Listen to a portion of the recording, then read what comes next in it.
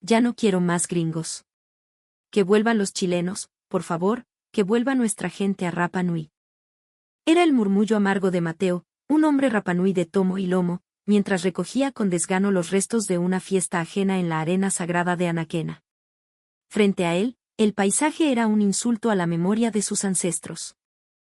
Envases de papas fritas, latas de cerveza importada aplastadas, botellas de pisco que claramente no se habían bebido con respeto, y lo peor de todo, colillas de cigarro enterradas como si la arena fuera un cenicero infinito. La playa, que alguna vez fue el desembarco del rey Otumatua, ahora parecía el basurero de un festival de fin de semana. Su nombre era Mateo Pacarati, un hombre de 40 y tantos años, con la piel tostada por un sol que conocía desde niño y los ojos profundos de quien ha visto el mar toda su vida. Durante 15 años, había sido guía turístico en la isla, su kaikai, su sustento. 15 años atrás, dejó un trabajo estable en el hotel más grande de Angarroa para ser independiente. Quería más libertad, una conexión más auténtica con quienes venían a conocer su tierra, el Tepito o Teenua, el ombligo del mundo. No quería recitar un guión aprendido, sino compartir el mana de la isla, el espíritu que habita en cada roca y en cada ola.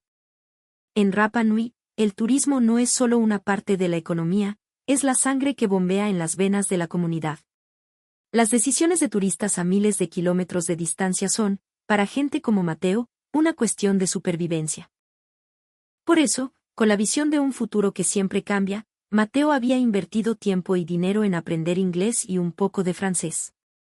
Para mantener a su esposa, Ivy, y a sus 2 hijos, Pua y Eke, siempre había estado un paso adelante, intentando cachar para dónde iba la micro.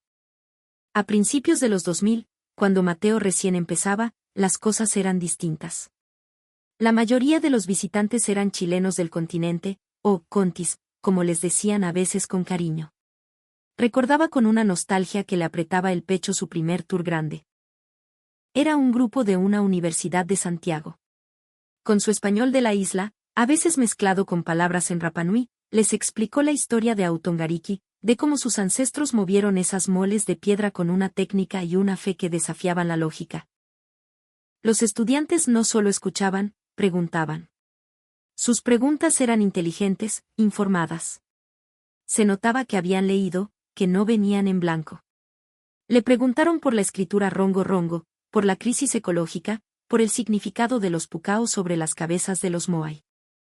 Mateo, qué bacán tu pega, de verdad, le dijo un joven al final del día, mientras le estrechaba la mano con fuerza.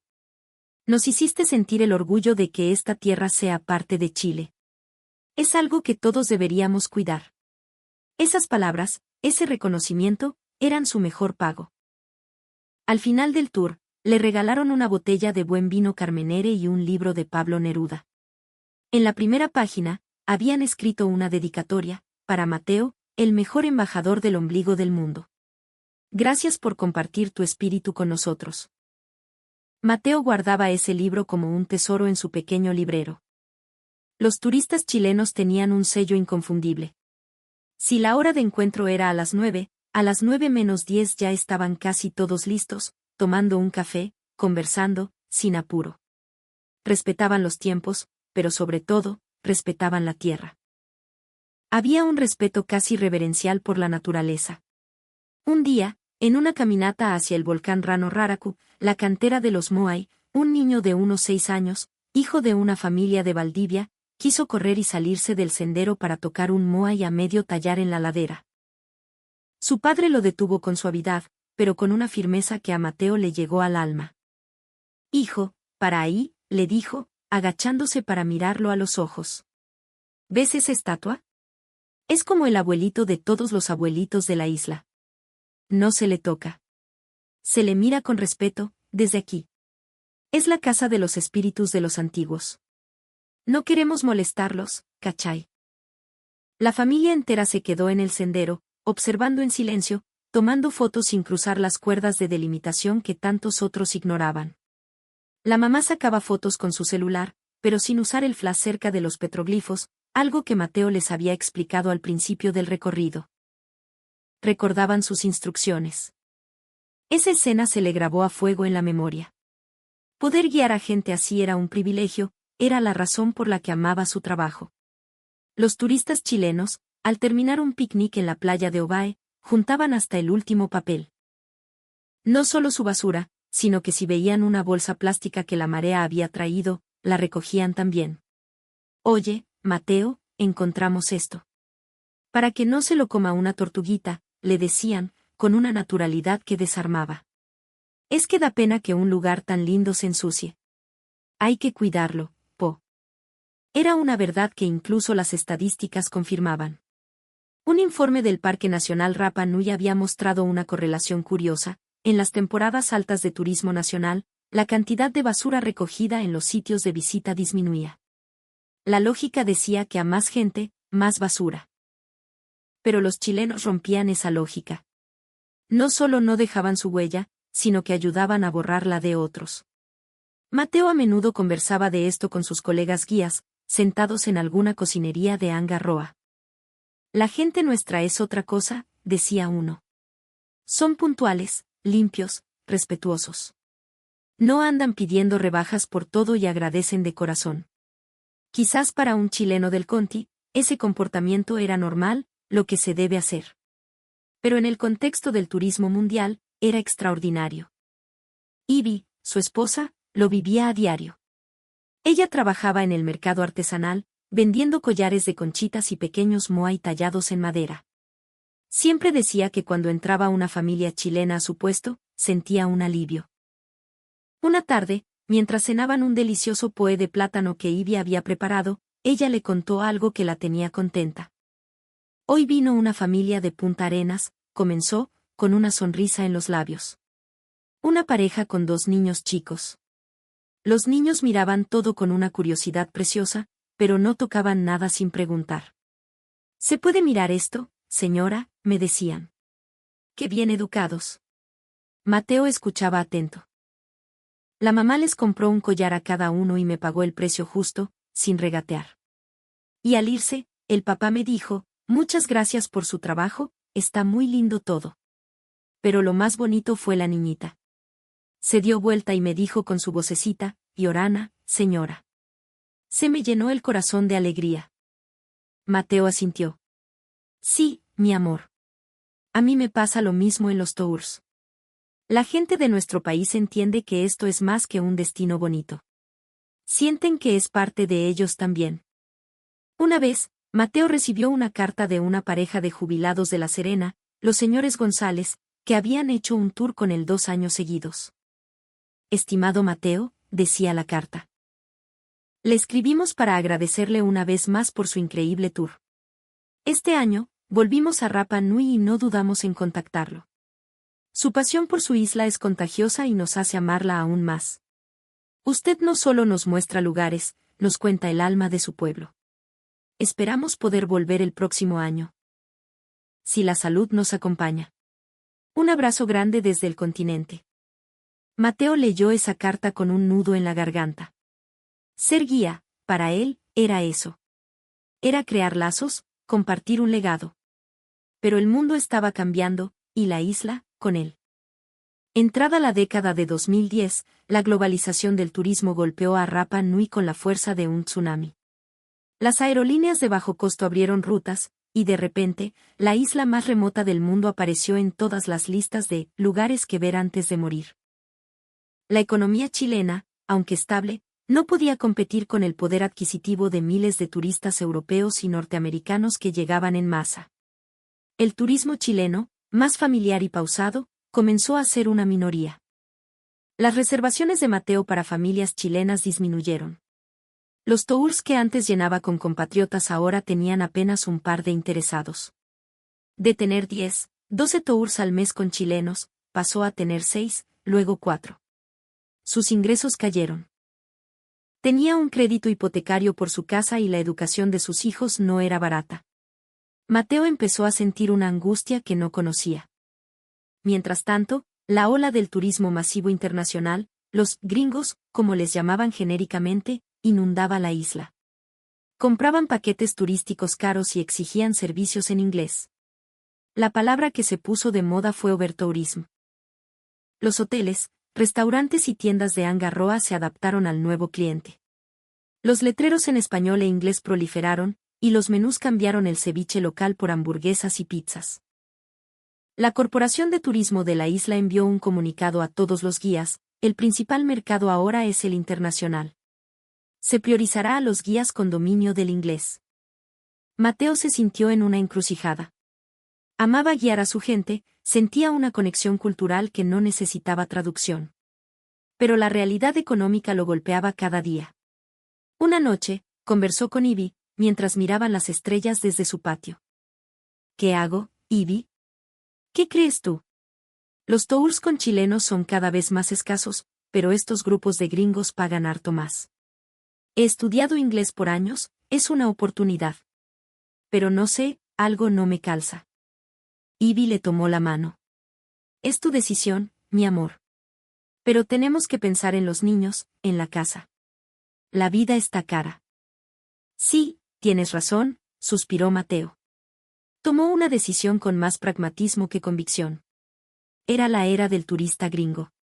Empezó a aceptar activamente los tours para grupos grandes de extranjeros. La paga era buena, casi el doble de lo que ganaba con un tour nacional. Con esto, andaremos más tranquilos, pensó. Y así llegó el día de su primer tour con un grupo grande. 40 turistas de distintas partes de Europa y Estados Unidos. La hora de encuentro era a las 9 de la mañana, Mateo llegó a las 8:30, como siempre. A las 9:15, no había nadie. A las 9:30, tampoco. Preocupado, llamó a la agencia. ¿Aló? Estoy esperando al grupo, pero no ha llegado nadie.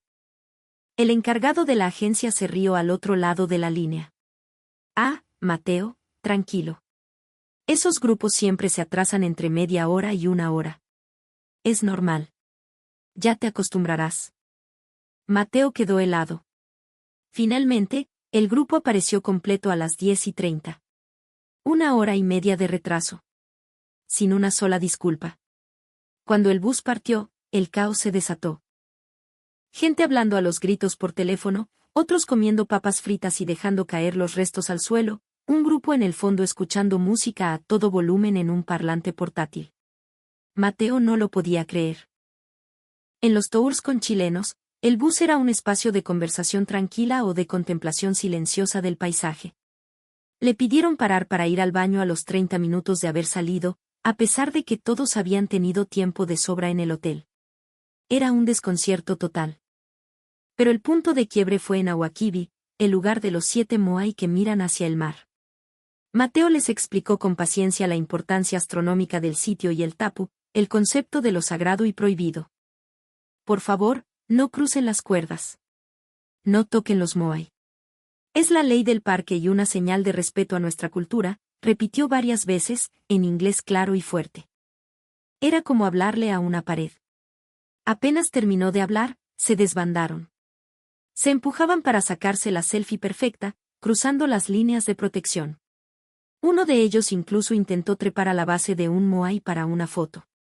Mateo corrió a detenerlo. Señor, por favor, bájese de ahí. Está prohibido, le gritó, sintiendo la rabia subirle por el cuerpo. El turista, un hombre corpulento y rojo por el sol, lo miró con desdén.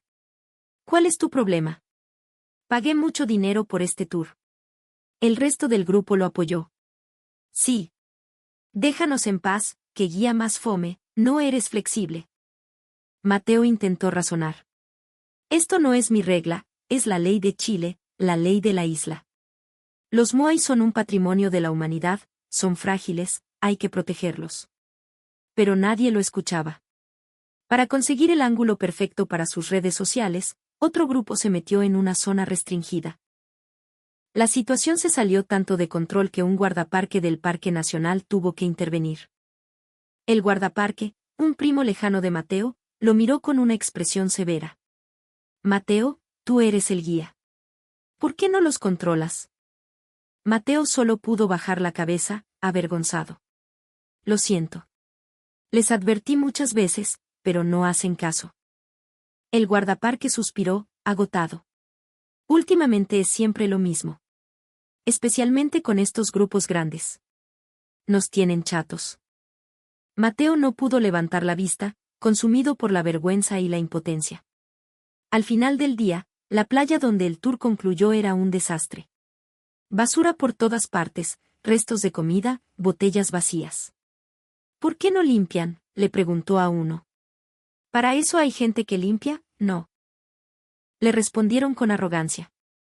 En silencio, solo, Mateo llenó 3 bolsas grandes con la basura de 40 personas. Mientras el sol se ponía, tiñendo el cielo de naranjo, se sentó en la arena, exhausto. ¿Esto va a ser mi vida ahora?, se preguntó, lanzando un suspiro profundo que se perdió en el sonido de las olas. Con el tiempo, Mateo empezó a escuchar el lamento de su gente. El descontento era una marea creciente en la isla. Un día, almorzando en su restaurante favorito, el dueño, su amigo Coro, se sentó en su mesa con cara de funeral. Mateo, no sabí lo que me pasó ayer, le dijo, negando con la cabeza. Llegó un grupo de 30 gringos. Se sentaron, sacaron comida y bebida que traían de afuera y se pusieron a consumir en mis mesas, sin pedir casi nada. Cuando les dije amablemente que no se podía, me gritaron que el cliente siempre tiene la razón. Coro continuó, con la voz quebrada por la frustración. Hacían tanto escándalo que una familia de locales, clientes de toda la vida, se tuvo que ir. Rompieron un par de vasos y ni siquiera se disculparon. Al contrario, se quejaron de que eran de mala calidad. Te juro, compadre, prefiero no tenerlos aquí. Otro amigo, que trabajaba de recepcionista en un hotel, le contó una historia similar. Las piezas quedan hechas un chiquero, Mateo. Sábanas manchadas con barro, paredes rayadas. Y se roban de todo, toallas, secadores de pelo, hasta los relojes despertadores. Antes, cuando venían más chilenos. Las camareras decían que las piezas quedaban casi como las encontraron. Todos en el hotel nos preguntamos cuándo van a volver los nuestros. Una voluntaria de limpieza de playas, una joven bióloga llamada Sofía, se lo dijo con lágrimas en los ojos. La semana pasada encontramos una tortuga muerta. Su estómago estaba lleno de plástico. En la época en que venían más turistas nacionales, juntábamos menos basura. Es como si el cariño por la tierra fuera contagioso. La dueña de una tienda de souvenirs también se quejó. Han aumentado los robos hormiga. Me regatean precios que ya son bajos. Me escriben reseñas horribles en internet si no les doy un descuento. Las ventas suben, sí, pero los costos por pérdidas y estrés también. Al final, no sé si vale la pena. Cada historia era una espina más en el corazón de Mateo. En Rapa Nui, se habla del mana, esa fuerza espiritual que protege a la gente y a la tierra. Se hereda de los ancestros y se debe cuidar. Mateo se preguntaba si la hospitalidad sin límites, si aguantar todo esto, no era en realidad una traición a ese mana. ¿Ser tolerante significaba permitir que destruyeran su hogar? ¿El verdadero espíritu de la isla no era acaso proteger su naturaleza y su cultura? Los tours con extranjeros le daban dinero, pero le estaban robando el alma. Cada día de trabajo se sentía como una obligación pesada, una actuación. ¿Era este el trabajo de guía que había soñado? En medio de esa crisis, ocurrió el incidente que lo cambió todo. Un turista de su grupo, en el complejo ceremonial de Taai, durante la puesta de sol, saltó una pirca de piedra sagrada para tomarse una foto tocando el ojo de un moai. Mateo reaccionó con una dureza que no sabía que tenía. Le gritó que se bajara, que estaba cometiendo un sacrilegio. El turista, furioso, le gritó de vuelta, voy a hacer que te despidan. Esa noche, la agencia de viajes recibió la queja.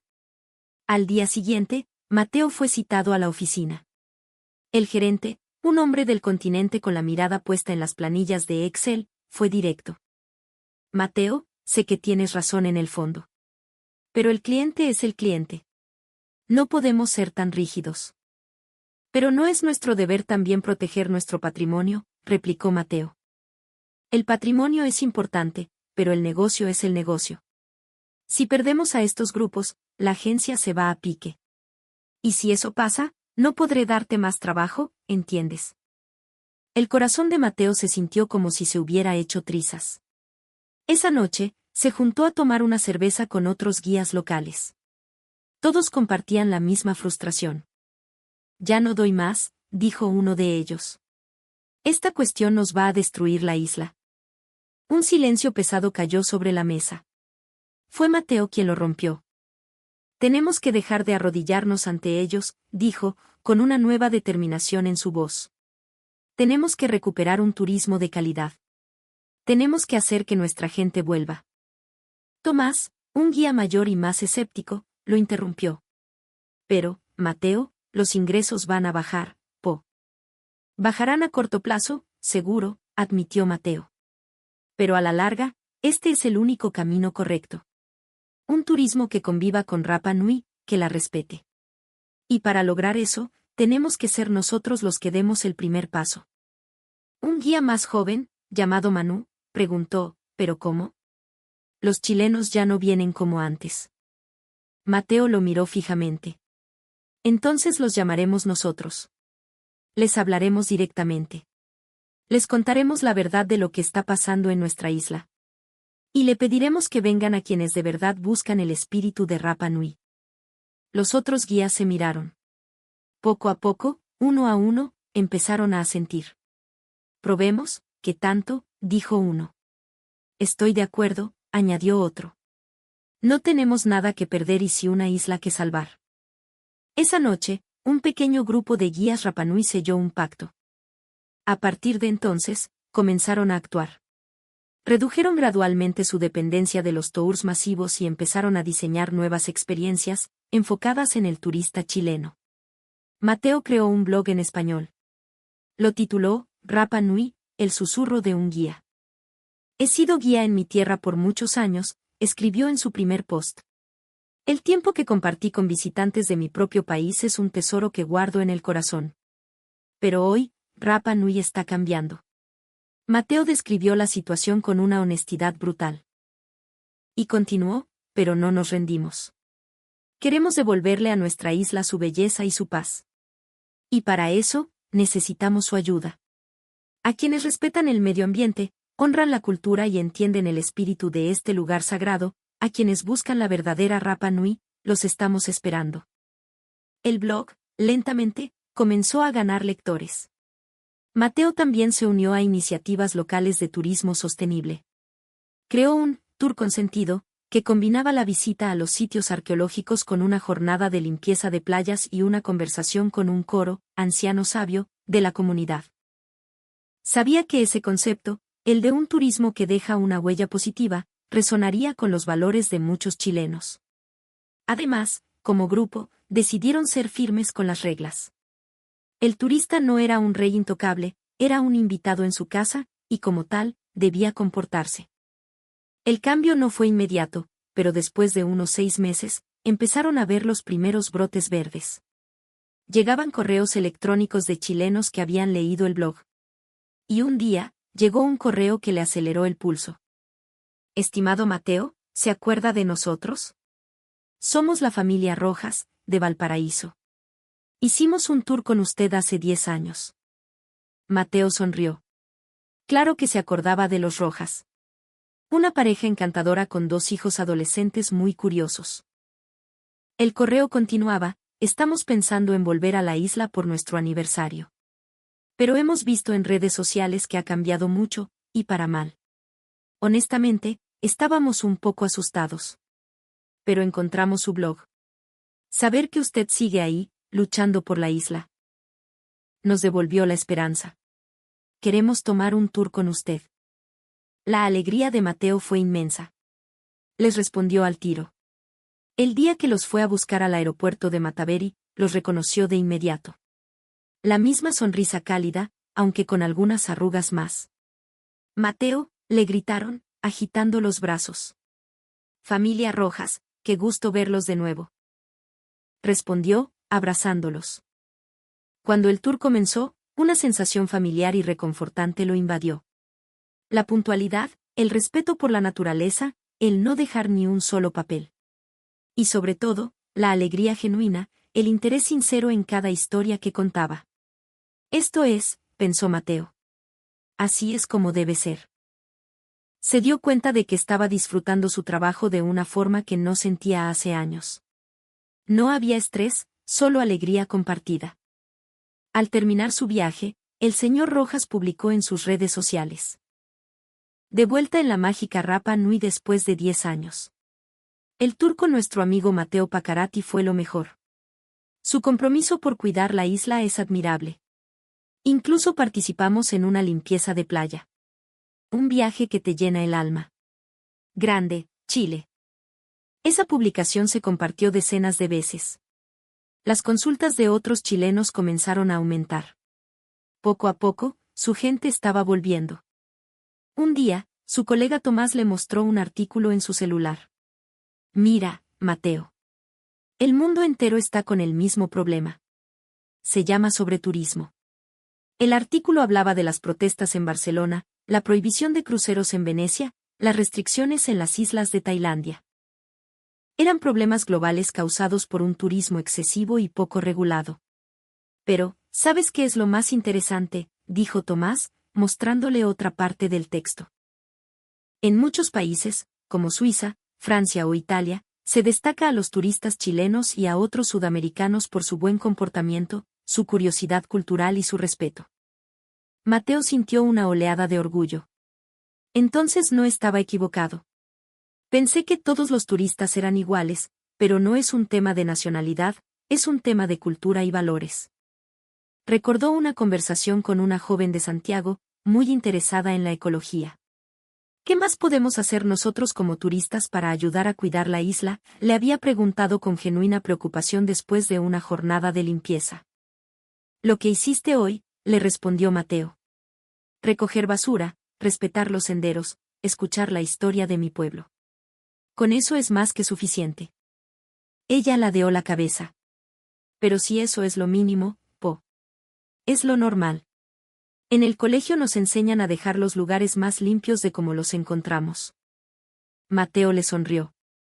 Esa normalidad, tuya, en el resto del mundo, es algo excepcional. Y ustedes, los chilenos, a veces no se dan cuenta de eso. Pero esa humildad, ese sentido común, es precisamente lo que los hace tan valiosos. Ella se sonrojó un poco. Qué bueno escucharlo. Ojalá Rapa Nui se mantenga así de hermosa para siempre. Recordando esa conversación, Mateo lo entendió todo.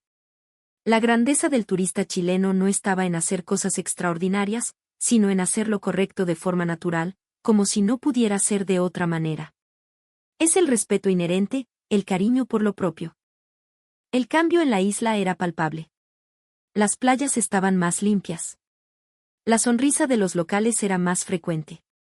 Ver el comportamiento de los turistas chilenos inspiró a muchos isleños a involucrarse más en el cuidado de su propio hogar. Coro, el dueño del restaurante, se lo confirmó. ¿Han vuelto los chilenos, Mateo? Son tranquilos, educados. ¡Qué agrado! Volví a disfrutar mi pega. La desaceleración de la economía mundial post-pandemia redujo naturalmente el flujo del turismo masivo. Y en ese espacio, el turismo nacional, más consciente y conectado, comenzó a florecer de nuevo. Los tours de Mateo ahora tienen lista de espera, pero él limita el tamaño de sus grupos. Prefiero la calidad a la cantidad, dice. Quiero conectar con cada persona. Sus ingresos son un poco menores que en el pic de los tours para gringos, pero su riqueza espiritual es incalculable. Ha recuperado el propósito, la alegría, el orgullo. Ivy lo mira con amor. Verte trabajar feliz es mi mayor alegría, mi amor. Hoy, Mateo puede decirlo con total certeza. Persiguiendo solo el dinero, casi pierde lo más importante. Fueron sus propios compatriotas quienes le recordaron el verdadero espíritu de Rapa Nui. La isla está en un proceso de renacimiento, apuntando a ser un destino de clase mundial, no por la cantidad de visitantes, sino por la calidad de su turismo. Un turismo que protege el medio ambiente y la cultura. Y para lograrlo, la presencia del viajero chileno es fundamental. Son el modelo a seguir. Su presencia eleva el estándar para todos. El respeto de los chilenos por su propia tierra y patrimonio no es algo que hagan para la foto. Es parte de su identidad. Es esa decencia cotidiana la que construye confianza y protege paraísos. Es la prueba de que el verdadero valor no siempre se puede contar en dólares o euros. Mateo está de pie, hoy, en la misma playa de Anaquena. El sonido de las olas es una melodía suave. La arena, antes cubierta de basura, hoy brilla limpia bajo el sol. Mira los Moai en el horizonte, guardianes eternos de su historia, y murmura para sí mismo, con el corazón lleno de una esperanza renovada. Compatriotas, los esperamos en Rapa Nui. Vengan a su casa. Su presencia, su respeto. Eso es lo que salva este lugar sagrado. Esta historia es un recordatorio. Un recordatorio de que en un mundo que a menudo valora lo ruidoso y lo vistoso, la decencia silenciosa, el respeto innato y el amor por la propia tierra son un superpoder. Chile tiene ese poder. Y el mundo, sin saberlo, lo está pidiendo a gritos.